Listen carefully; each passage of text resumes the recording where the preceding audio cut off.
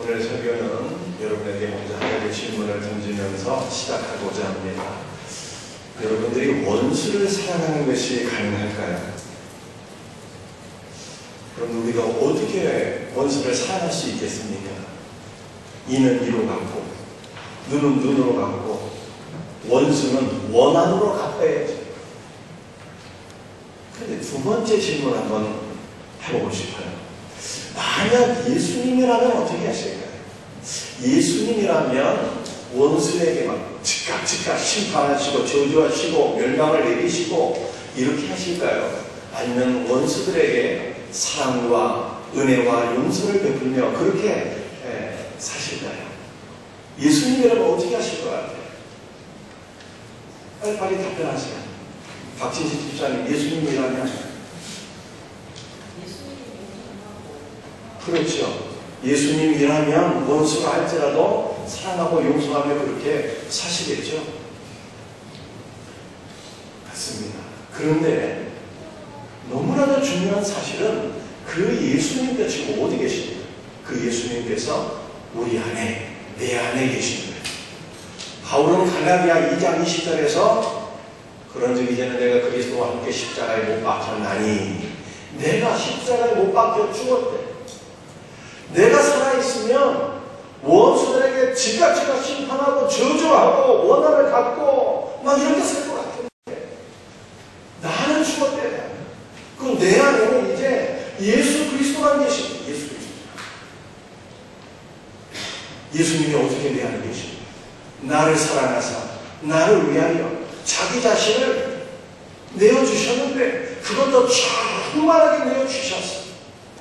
우리 예수님께서 오순절의 성령 안에서 우리들에게 충만하게 임재하셔서 이제는 예수님께서 내 안에 살아계신다는 거예요. 그러므로 예수님께서 이제 내 안에서 어떤 일을 행하실까요? 예수님께서 나는 할 수도 없는, 나는 생각할 수도 없는 원수들에게 사랑을 베풀고 원수들을 용서하고 원수들과 더불어 하나가 되는 이 위대한 일들을 예수께서 내 안에서 나를 통하여 행하신다는 거예요. 이것이 갈라디아 2장 20절의 말씀이죠. 여러분 오늘 설교의 제목은 하나님의 비밀이신 그리스도를 깨달으면 하나님의 비밀이신 예수 그리스도를 깨달으면 그를 믿으면 그가 내 안에 살아계신다는 것을 내가 믿는다면 그러한 신뢰의 삶은 어떻게 되겠느냐. 여러분 당연히 예수님께서 내 안에 살아계신다는 것을 내가 믿는데 여러분들 내가 변화되는 것이죠. 주님께서 나를 통하여서 새로운 삶을 사시는 것인데 어찌 우리의 삶이 달라지지 않을 수 있겠습니까? 여러분들 우리가 믿음이라고 하는 것은 내 생각을 믿는 것이 아니라 성경 말씀을 믿는 게 믿음이잖아요. 이제 저와 여러분들 안에 예수님께서 살아계셔서 예수님께서 우리를 통하여 새로운 삶을 사신다는 것을 믿으시고 여러분들 우리는 예수 그리스도 안에서 어떠한 사람과도 하나가 될 수 있는 이 놀랍고 위대한 역사가 저와 여러분의 삶을 통해서 일어날 수 있기를 주의 이름으로 축복합니다. 오늘 이것이 설교의 핵심입니다. 설교의 핵심인 것입니다. 오늘 본문 말씀 우리 하나씩 한번 살펴볼 수 있도록 하겠습니다. 에베소서 3장 3절 말씀 같이 읽도록 합니다. 시작. 또 계시로 내게 비밀을 알게 하신 것은 내가 먼저 간단히 기록한 바 같으니 내게 비밀을 알게 하셨다 이렇게 말씀하고 있어요. 여러분들이 바울이 깨달은 비밀이라는 것이 도대체 무엇일까요? 골로새서 2장 2절 말씀을 보게 되면 하나님의 비밀이신 그리스도라 이렇게 말씀하고 있잖아요. 그러니까 바울은요 하나님의 비밀이신 예수 그리스도를 내가 알게 되었다 이렇게 말씀하고 있는 거예요. 그런데 바울이 하나님의 비밀이신 그리스도를 어떻게 알게 되었을까요? 성경 열심히 읽어서 성경 열심히 묵상하고 연구해서 자신의 지혜와 지식으로 예수 그리스도를 내가 더욱더 알게 되었다 이런 말이 아니라 수동처럼 알게 되었다는 수동처럼. 바울은 한 번도 없는데 하나님의 은혜로 말미암아 하나님의 비밀이신 예수 그리스도를 그냥 알게 되었고 믿게 되었다라고 하는 것입니다. 여러분들 바울은 원래 예수 그리스도를 모르던 사람이었어요. 아니 예수 그리스도를 너무나도 미워하고 박해하던 사람이었습니다. 그래서 어느 날 예수 믿는 자들을 잡아가기 위해서 다메섹 도상으로 길을 걸어가고 있었는데 그때 어떠한 일이 일어나게 되었습니까? 갑자기 하늘에서 하보다 더 밝은 빛이 그를 둘러 비치게 되었습니다. 그리고 하늘로부터 한 음성이 들려오게 되었습니다. 사울아, 사울아, 내가 왜 나를 박해하는가? 깜짝 놀라게 되었습니다. 주여 누구십니까? 하늘에서도 음성이 들려오기를 나는 네가 핍박하는 나사렛 예수다. 이 말씀에 사울은 너무 큰 충격을 받아서 그 자리에서 쓰러지게 되었고 그의 삶은 180도로 완전히 바뀌었습니다. 왜 사울이 충격을 받았습니까? 나사렛 예수는 그가 너무나도 미워하는 사람이었습니다. 이단의 교수인 줄 알았습니다. 그래서 나사렛 예수는 하나님에게 저주를 받았고 그는 지옥에 떨어진 줄만 알았어요. 그런데 그 나사렛 예수가 지금 어디에 계시는 거예요? 부활하였고 승천하였고 하늘 보좌 우편에 앉아 계셔서 지금 사울에게 말씀하신다는 거예요. 사울이 이것을 깨닫게 되었을 때 그는 하나님의 저주를 받아 죽은 자가 아니다. 평소 그가 주장하는 대로 그는 하나님의 아들이셨고 그는 주님이셨고 주님이 누구라고요? 여호와 하나님. 그는 여호와 하나님이셨고 온 인류의 구원자이신 것이 정말 사실이었구나. 이것이 깨달아져서 사울은 그 자리에서 굳건해지게 되었고 변화를 받게 되었어요. 여러분들이 사울의 깨달음과 이 믿음과 이 변화는 바울이 에베소 2장 8절에서 밝힌 것처럼 하나님의 은혜였고 하나님께서 거저 주신 하나님의 선물이었어요. 그리고 이것은 동시에 스데반 집사의 기도 응답의 결과였습니다. 초대교회 일곱 집사 가운데 한 명이었던 스데반은 복음을 전하다가 아무 죄도 없이 돌에 맞아 순교하게 되었습니다. 그런데 그런 순교를 하게 될 때 자신을 죽이는 자를 위해서 기도를 했어요. 주여, 저들의 죄를 저들에게 돌리지 마옵소서. 스데반 집사를 죽이는 사람이 누구였나요? 그것은 바로 사울이었어요. 예수를 믿기 전에 바울이었다는 거예요. 바울이 스데반 집사를 죽이라고 사형 지시를 내렸는데 스데반은 죽기 전에 자신을 죽이던 그 사울을 위해서 기도한 것입니다. 주님, 저들의 죄를 용서하여 주시옵소서. 이 사울의 기도가 응답이 받게 되었습니다. 여러분들, 의인의 기도는 어떠한 것인가요? 의인의 기도는 원수의 멸망을 위해서 강구하는 것이 아니라 원수에게 하나님의 사랑과 은혜가 임하고 하나님의 용서가 임하고 하나님의 구원이 임하고 강구하는 것이 바로 의인의 기도예요. 여러분들, 의인이 누구입니까? 의인은 무슨 도덕적으로 흠이 없는 그런 사람이 의인이 아니라 내 안에 하나님의 아들 예수께서 계실 때 하나님께서 나를 바라보시는 것이 아니라 내 안에 계신 예수 그리스도를 바라보고 우리를 의인이라고 인정해 주시는 것이잖아요. 여러분들, 의인은 어떤 기도를 하게 됩니까? 내 안에 예수님이 계셔서 예수님께서 원수를 사랑하는 마음을 주시고 원수를 용서하는 마음을 주시고 그 예수님 주신 마음을 따라서 기도하는데 주님이 내 안에서 기도하시잖아요. 원수들을 사랑하고 용서하는 마음으로 원수의 구원을 위해서 내 안에서 주님이 기도하시는 거예요. 스데반 집사가 이 주님이 주시는 마음으로 자신을 죽이던 사울을 위해서 기도했어요. 그리고 이 기도가 마침내 응답이 되어서 이 사울이 변화를 받고 예수 그리스도를 믿고 구원받았다라고 하는 것입니다. 여러분도 구약 성경 창세기 4장 10절 말씀을 보게 되면 여러분들 교재를 한번 보시면 성경 구절이 나와 있습니다. 내 아우의 핏소리가 땅에서부터 내게 호소한다, 이렇게 말씀하고 있어요. 내 아우는 누구를 가리키는 것입니까? 가인의 동생 아들을 가리키는 것입니다. 가인이 아무 죄도 없는 자신의 동생 아벨을 돌로 쳐서 죽였잖아요. 그래서 아벨이 형의 그 돌에 의해서 피를 철저히 흘리면서 그가 죽게 되었습니다. 그런데 아벨의 핏소리가 하나님을 향해서 호소하고 부르짖는다. 성경이 그렇게 말씀하고 있어요. 여러분들, 아벨이 죽은 아벨, 순교한 아벨이 하나님께 뭐라고 호소했을까요? 공의 하나님, 내가 얼마나 원통하게 죽었는지 하나님은 아시죠? 나는 아무 죄도 없는데 하나님 앞에 그저 예배드리고 기도하고 제사를 드렸을 뿐이었는데 내 형이 나를 시기하고 죽여서 나를 돌려쳐 죽였습니다. 하나님, 나는 너무나도 원통합니다. 나의 원통함을 하나님 풀어주세요 하면서 자기의 억울한 것을 하소연하고, 하나님, 내 대신에 저 가인에게 복수하여 주옵소서 복수를 강요하고. 여러분들 그랬을까요? 아벨의 호소, 아벨의 부르짖음은 그런 것이 아니었어요. 만약 아벨의 부르짖음이 자기의 억울함을 하소연하고 하나님은 나 대신 복수해 주세요 이렇게 강요하는 것이었다면 하나님께서는 그 즉시 가인에게 복수하셨을 거예요. 그 즉시 가인을 심판하시고 멸망하셨을 것입니다. 그런데 하나님께서 어떻게 하셨어요?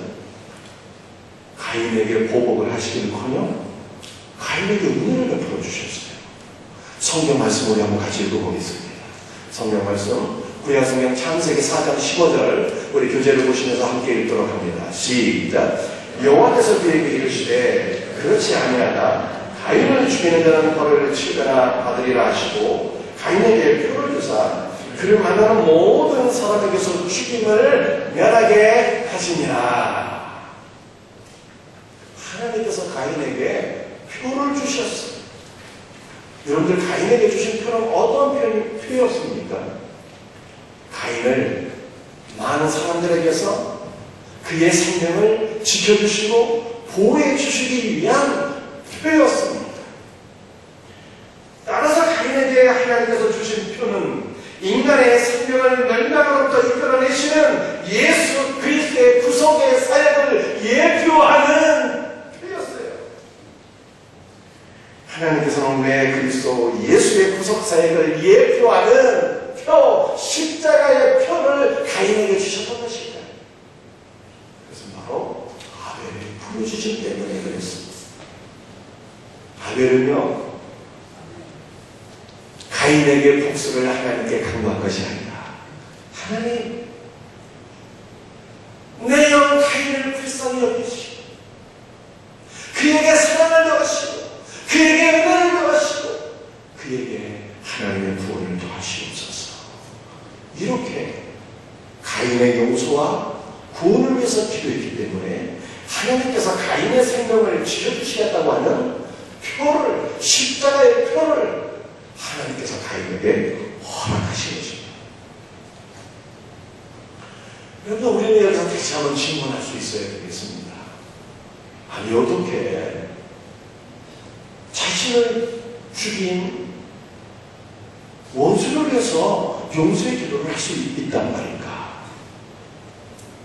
어떻게 스데반은 자신을 죽인 사울을 용서하는 기도를 하나님께 드릴 수 있었습니까?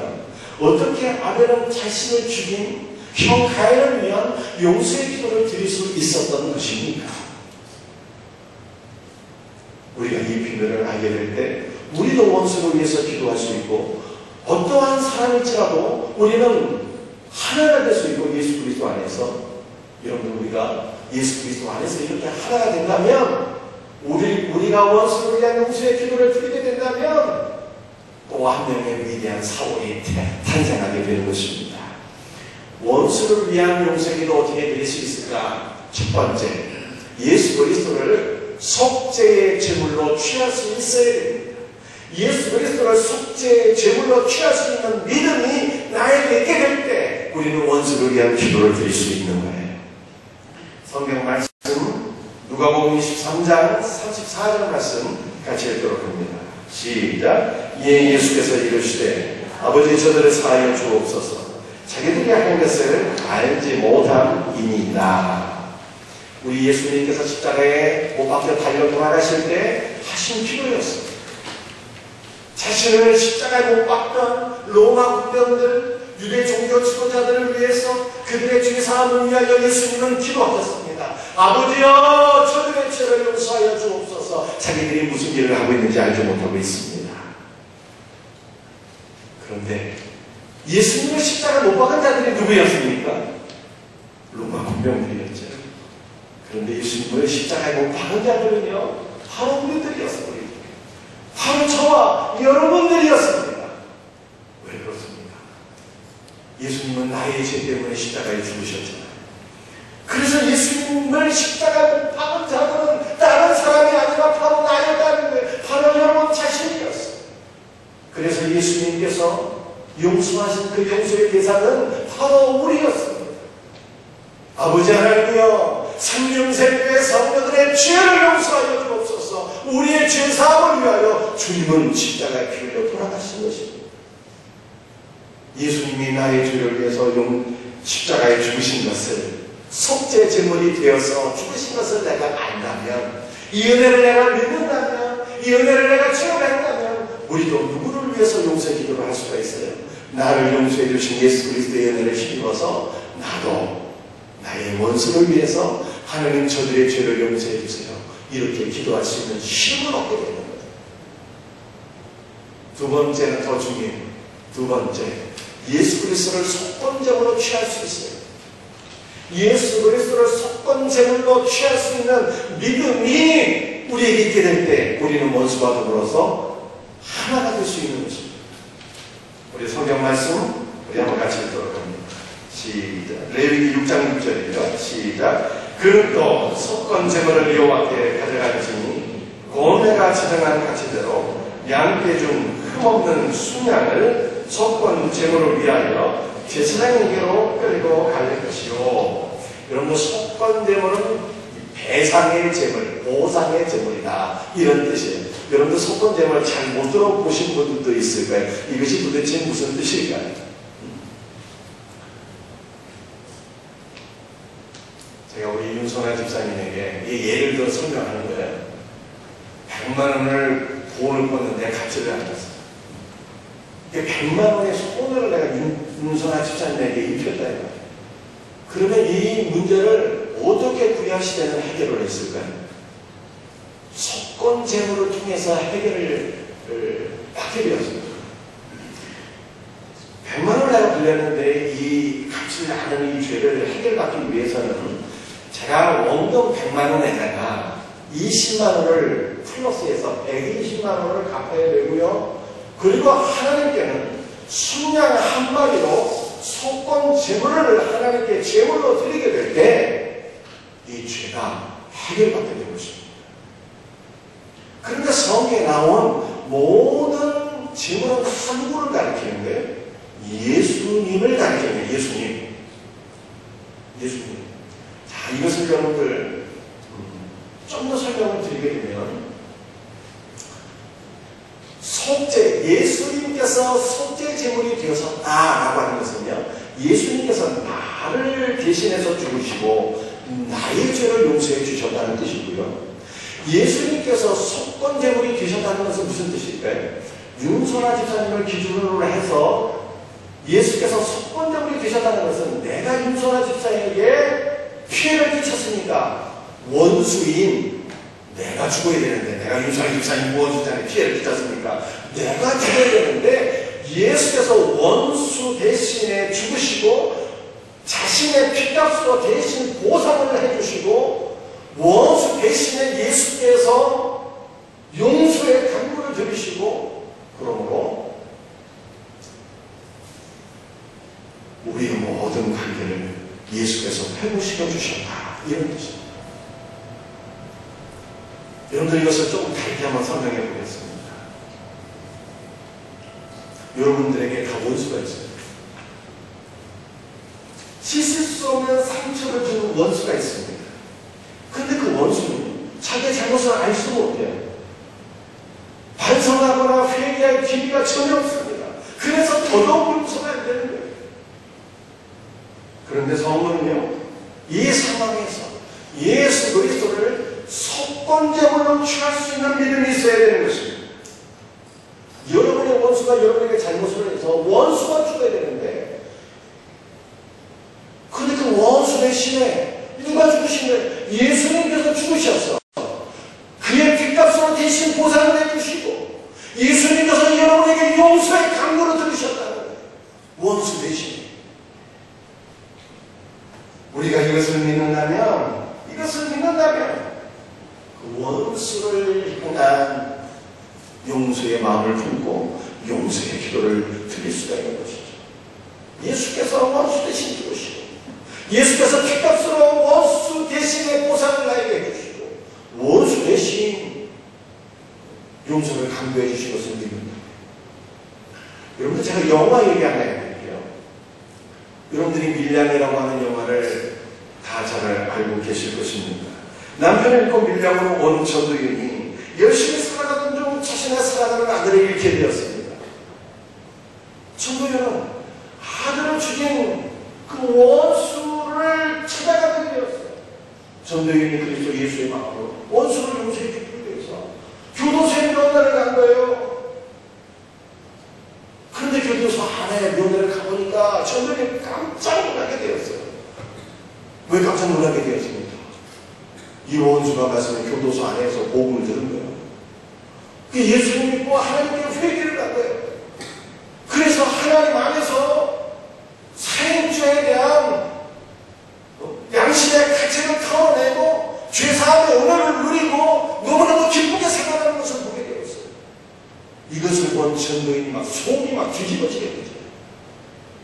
아니, 내가 받은 상처는 그대 믿는데, 내가 너를 용서해주지 않았는데 네가 왜 기뻐하고 네가 왜 죄사함의 은혜를 누려야 되는가? 전도인이 막 속이 뒤집어지는 거예요. 여러분들, 이 영화는요, 우리들에게 성경적인 회개가 무엇인지, 성경적인 용서가 무엇인지를 한번 생각해보는 그런 영화였어요. 여러분들, 성경이 말하는 용서, 회개는 무엇이냐? 우리가 사람에게 회개를 했으면요, 하나님께도 회개를 해야 되지만 내가 피해를 입힌 그 사람에게 찾아가서 회개를 해야 돼요. 용서를 구해야 되는 거예요. 이것이 성경 말씀이에요. 우리 마태복음 5장 23절 24절 말씀 함께 읽겠습니다. 시작. 그러면 예물을 제단에 드리려다가 거기서 내 형제에게 오만 들을 만한 일이 있는 것이 생각나거든 예물을 제단 앞에 두고 먼저 가서 형제와 화목하고 그 위에 와서 예물을 드리라. 하나님 앞에 죄를 지면 하나님 앞에 당연히 회개를 해야죠. 사람 앞에 죄를 지은 것은 어떻게 해요? 하나님께도 회개를 해야 되지만 사람에게 내가 죄를 지었다는 것이 깨달아지면 그 역시 그 사람에게 찾아가서 용서를 구하고 그와 더불어 하나가 되어라. 용서를 구하라. 이 말씀입니다. 여러분들, 구약시대 때는요, 사람들이 어떻게 이 죄를 사함받았어요? 구약시대 때 모든 죄를 사함받는 정말 복된 날이 있었는데 그게 대속죄였어요. 유대 종교로 치러지게. 그런데 이 대속죄를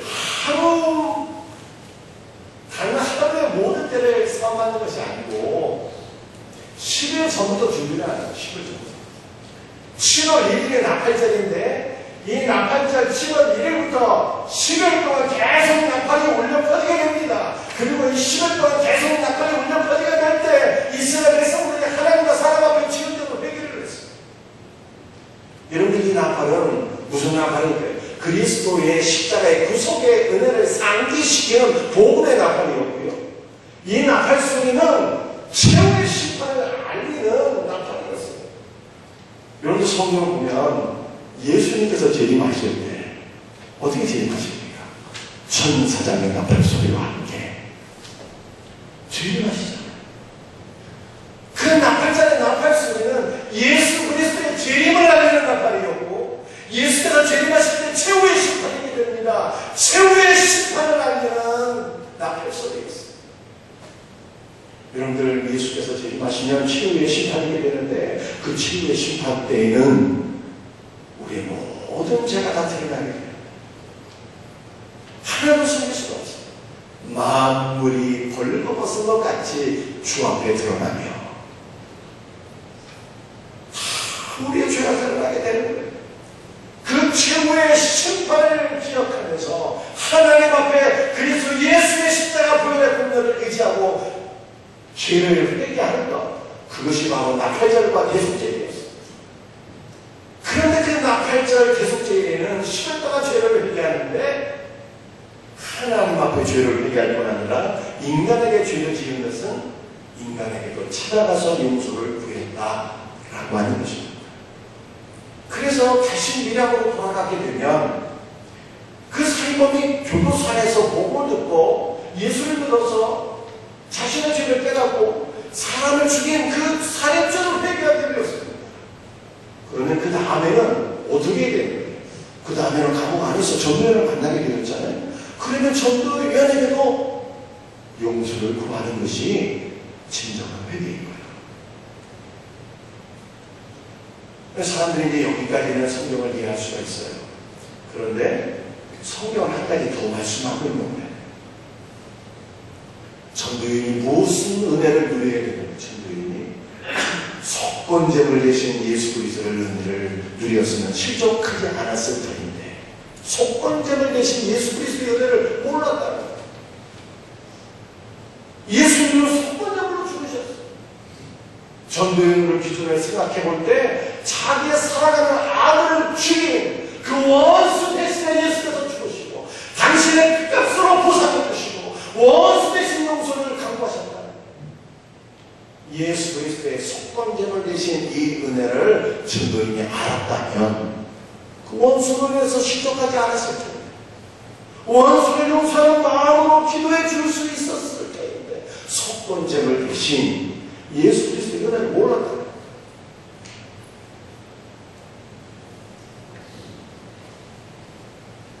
여러분들 스테반조사는요 속건제물 대신 원수 대신 죽으시고 당신의 핏값으로 보상해 주시고 원수 대신 용서를 강구하신 예수 그리스도를 바라보면서 자기 원수 사울을 용서해 주는 거예요. 아벨은 어떻게 자기 원수를 용서했어요? 원수 대신 죽으시고 원수 대신 용서를 강구하신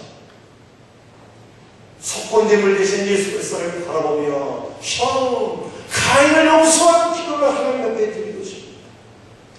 사랑하는 성도들이요, 제가 여러분에게 묻습니다. 여러분에게 원수가 있지는 않으시나요? 여러분들 회복해야 될 그 관계가 혹시 있지는 않습니까? 깨어진 관계가 있지는 않습니까? 여러분들 이 관계를 우리가 어떻게 회복해 나가야 돼요?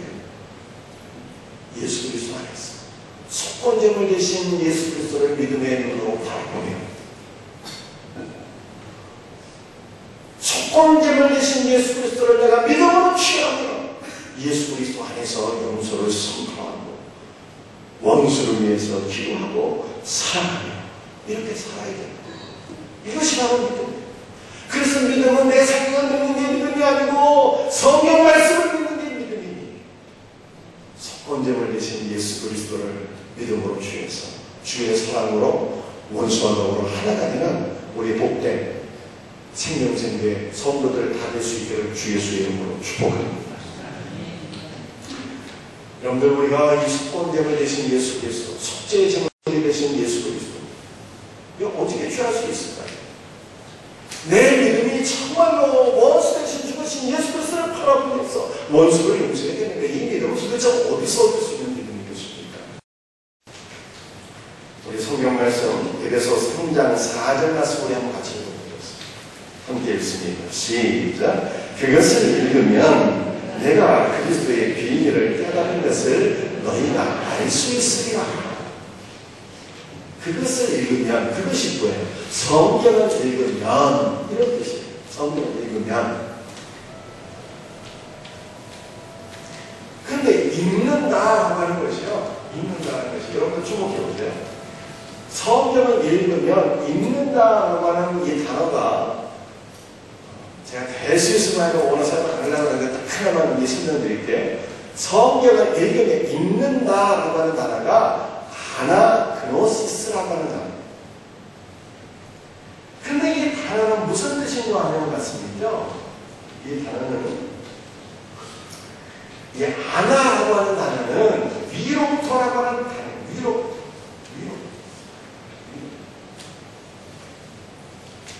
위로. 그노시스라고 하는 단어는 알다.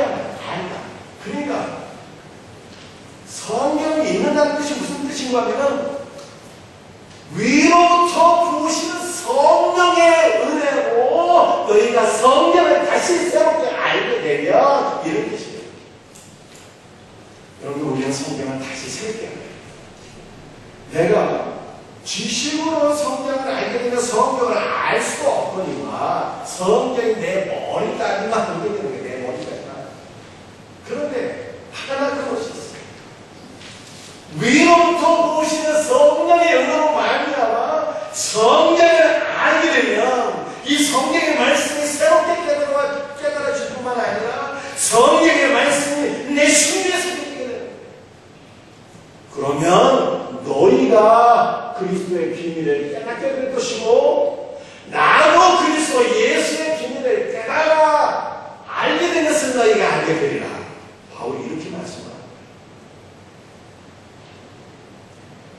여러분들, 이것이 바로 신명기라고 하는 뜻이잖아요. 신명기.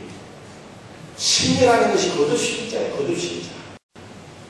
하나님의 계명, 하나님의 율법, 하나님의 말씀이 거듭 내 심리에서 깨지는 역사가 일어나요.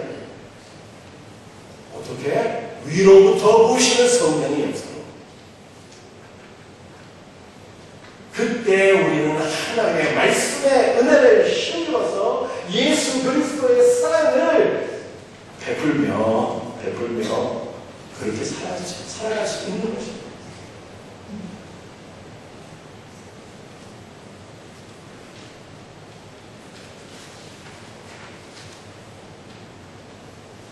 여러분, 우리가 하나님의 비밀이신 예수 그리스도를 정말 깨달아 알고 그를 믿으면 우리의 모습, 교회의 모습은 어떻게 되는 것일까요? 우리의 모습, 교회의 모습은요, 예수 그리스도 안에서 하나가 되는 것입니다. 하나가 됩니다. 우리 에베소 2장 20절 말씀 우리 한번 같이 읽어보겠습니다. 에베소 2장 20절 같이 한번 읽습니다. 시작. 성도들과 선자들의 털 위에 세우심을 이루자. 그리스도 예수께서 이충의 모든 돌이 되셨느니라. 그런가 하나님의 비밀이신 예수 그리스도 속건 제물이 되신 예수 그리스도의 은혜를 누리는 자는요, 주의 몸된 교 안에서 하나됨을 누리게 돼요. 여러분, 유대인의 이 에베소 교회의 말씀이죠. 두 분의 신자들이 있었습니다. 하나는 유대인도 있었고요, 하나는 이방인들도 있었어요. 그런데 이 유대인들과 이방인들은 절대로 하나가 될 수 없는 자들이었습니다. 섞일 수가 없어요. 하나가 될 수가 없습니다. 원수지간이었어요. 그런데 이 원수된 사람들이 그리스도 예수, 모퉁이들이 되시는 그리스도 예수, 속방제물이 되시는 그리스도 예수, 그 위에서 유대인도 성전의 한 벽이 되고 이방인들도 예수 그리스도 위에서 성전의 한 벽이 되어서 예수 그리스도 안에서 다 한 성전으로 유대인과 이방인들이 그렇게 세워지게 되었다는 것이 에베소 2장 20절 같습니다. 예수님 안에서만 모든 사람들이 하나가 될 수 있는 거예요. 하나가 될 수 있는 거예요. 여러분, 만약 하나가 되지 못한다면 어떻게 될까요? 여러분, 한번 잘 들어보세요. 잘 생각해 보시기 바랍니다. 내가 원수가 있잖아요. 그럼 원수가 있는데 원수를 용서하고 하나가 되면 관계가 편해질 것 아닙니까? 근데 원수를 그리스도의 사랑으로 용서하지 못하고 하나가 되지 못하면 계속 그 원수와 대적 관계가 되잖아요. 얼마나 불안해요. 내가 공격받으면, 왕따를 당하고 공격을 받으면 내가 큰 위험에 빠지게 되지 않습니까? 얼마나 불안해요. 그러니까 내가 나를 보호하기 위해서 자꾸만 세력을 구축하는 거예요. 세력을. 공동체 안에서. 그 세력을 구축하는 게 무엇입니까? 단을 짓는 거예요. 단을 짓는 거예요. 원수를 용서하면 하나가 되지만 이것이 참된 그리스도의 공동체의 모습이지만 내가 그리스도의 사랑으로 원수를 사랑하지 못하면 교회 안에는 자꾸만 단 짓는 일이 돼요. 교회가 사고모열 갈갈이 찢겨지고 깨지게 된다는 거예요. 그런데 이런 교회가 있었을까요? 이런 교회가 있었어요. 우리 생명생명가 이런 교회 되지 말라고 성경의 그 샘플을 다 보여주셨어요. 어떤 교회였습니까? 고린도 교회였어요.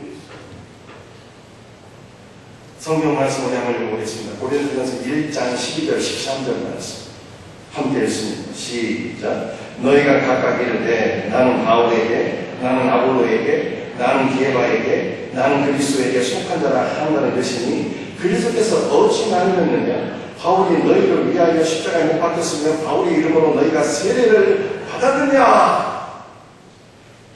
여러분들이 고린도 교회가 맞습니다. 당짓는 교회였어요. 예수 그리스도의 사랑 안에서 하나 되는 교회가 아니라 갈갈이 찢겨진 교회였어요. 어떤 사람은 나는 바울에게 속했다 했고요. 바울은 어떤 사람이었습니까? 고린도 교회를 설립한 일대 담임 목사였고요. 아볼로는 어떤 사람이었습니까? 바울 이후에 고린도 교회를 목회한 2대 담임 목사였고요. 여러분들 게바는 어떤 사람이었습니까? 게바는 베드로가 게바잖아요. 이 게바라고 하는 것은 베드로의 아람어 이름이에요. 아람어는 유대인들이 사용했거든요. 고린도 교회 안에서는 유대인들이 있어서 베드로, 예루살렘 교회에서 베드로에게 말씀을 듣고 그를 추종했던 베드로, 이 게바를 따랐던 유대인들이 있어서 이 유대인들이 또 당을 지켜드렸고요. 또 어떤 사람들은 예수 그리스도로부터 직접 말씀을 듣는 사람들도 있어서 나는 그리스도에게 속한 자라 이렇게 얘기하는 자들도 있었다는 거예요. 여러분들 그런데 바울에게 속한 자가 진짜 바울에게 속했을까요? 바울은 예수 그리스도께 속했으니 그리스도께 속했다면 어떻게 교회가 사분의 5를 갈갈이 지켜주겠어요? 아볼로는 예수님께 속한 자였는데 정말 아볼로에게 속한 자라면 어떻게 교회가 사분의 5를 갈갈이 지켜줄 수 있었겠습니까? 이들은 다 각기 바울의 이름을 빙자하고 아볼로의 이름을 빙자하고 게바의 이름을 빙자하고 그리스도의 이름을 빙자해서 교회 안에서 자기의 기득권을 차지하고 교회 안에서 자기의 목소리를 크게 하는데 바쁜 그런 사람들이었어요. 여러분들 신자는요, 둘 중 한 가지예요. 둘 중 한 가지. 내가 교회 공동체 안에서 속건제물 대신 예수 그리스도로 인하여 원수를 용서하고 내가 하나됨을 누리든지 하나됨을 누리지 못하면 내가 공격당할까봐 자꾸만 당을 짓게 되는 거야. 당을 짓게. 이 당을 짓는 것은 그리스도 예수의 공동체를 갈갈이 지키는 악한 일이 되는 거예요. 저와 여러분은 어떠한 삶을 살기를 원하십니까? 예수 그리스도 안에서 예수 그리스도의 사랑으로 예수 그리스도를 속건제물로 취하면서 우리 생명생교회가 주 안에서 하나 되는 은혜가 있기를 주 예수의 이름으로 축복합니다. 설교 좀 일찍 마치도록 할게요. 말씀을 정리하겠습니다. 여러분, 우리의 힘으로 우리가 누구를 사랑할 수가 있겠습니까? 내가 내 힘으로 무엇을 한다고 하면은 그것은 율법주의가 되는 거예요. 그러니까 내가 내 힘으로 무엇을 할 수가 없어요. 왜냐하면 바울이 갈라디아 2장에서 나는 그리스도 예수와 함께 죽었다고 얘기하고 있잖아요. 내 안에는 그리스도 예수가 살아계신다잖아요. 이것을 믿는 것이 믿음이며 우리는 내 안에 예수께서 살아계신다는 것을 믿으면 이제 예수님께서 내 안에서 원수를 사랑하는 마음을 우리에게 뻔뻔수처럼 부으시니 우리는 주 예수의 주신 그 은혜로 말미암아 원수를 위해서 기도하게 됩니다. 우리는 예수님을 속죄의 제물로 취하고 속건제물로 취해서 나의 원수 대신 죽으신 예수님, 원수 대신 내게 용서를 강구하시는 예수님, 그 예수 그리스도를 바라보면서 정말 원수와 더불어서 하나가 되는 우리 생명생교회 될 수 있기를 다시 한 번 더 주 예수의 이름으로 축복합니다. 다 같이 일어나셔서 우리 찬송하고 일어나십시오.